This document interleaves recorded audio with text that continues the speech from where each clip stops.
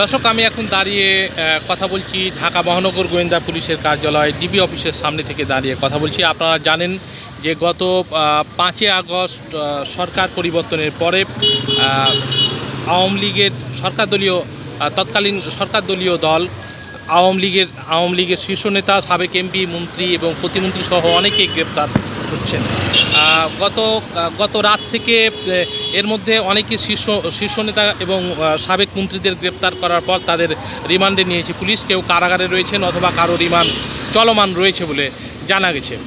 গত রাতে 3 জন ভিআইপিকে গ্রেপ্তারের ঘটনা গ্রেপ্তার করেছে ঢাকা মহানগর গোয়েন্দা পুলিশ। তার মধ্যে একজন রয়েছেন সাবেক স্বরাষ্ট্র সচিব জাহাঙ্গীর আলম, যিনি নির্বাচনে একটি মুখ্য গত 2024 সালের 7 জানুয়ারি যে নির্বাচন অনুষ্ঠিত হয়েছে, সেই অনুষ্ঠিত নির্বাচনে একটি গুরুত্বপূর্ণ ভূমিকা পালন করেছেন। গত রাতে তাকে ছাড়াও সাবেক এমপি আবদুল্লাহ আল জ্যাকবকে গ্রেপ্তার করেছে ঢাকা মহানগর গোয়েন্দা পুলিশ। তিনি ভোলার সাবেক এমপি, পাশাপাশি সংসদের সাবেক হুইপ মাহবুবা বেগম গিনিকেও গ্রেপ্তার করেছে ঢাকা মহানগর গোয়েন্দা পুলিশ।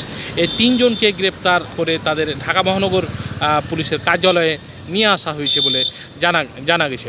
পুলিশের পক্ষ থেকে বলা হচ্ছে যে তাদের নামে ঢাকার একাধিক থানায় হত্যা মামলা সহ আরও কয়েকটি মামলা রয়েছে। এই মামলাগুলোতে তাদের গ্রেপ্তার দেখিয়ে আদালতে প্রেরণ করা হবে বলে জানা গেছে। তার মধ্যে ঢাকা মহানগর গোয়েন্দা পুলিশের একজন শীর্ষ কর্মকর্তা জানান যে তাদের গ্রেপ্তার করার পরে তাদের প্রাথমিক জিজ্ঞাসাবাদ করা হয়েছে। এই প্রাথমিক জিজ্ঞাসাবাদের যে সব তারা তথ্য দিয়েছেন, সেই সব তথ্যগুলো তারা যাচাই এবং বাছাই করা হচ্ছে।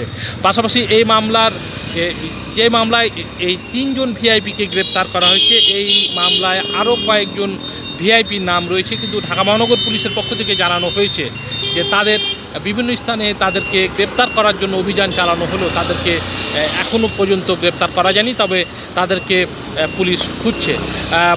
দর্শক, আপনারা দেখতে পাচ্ছেন যে ডিবি পুলিশের যে নিরাপত্তা ব্যবস্থা, এটা এখনও অক্ষুণ্ণ রয়েছে এবং পাশাপাশি সেনাবাহিনীর যে ট্যাঙ্ক রয়েছে নিরাপত্তার জন্য, সেই 5 আগস্টের পরে ডিবি কার্যালয় মূলত অনেকটা অরক্ষিত হয়ে গেছিল। সেই অরক্ষিত ডিবি কার্যালয় এখন প্রহরা দিচ্ছেন পুলিশের পাশাপাশি সেনাবাহিনীর সদস্যরা। তো দর্শক, খবরের কাগজে লাইভের সঙ্গে থাকুন।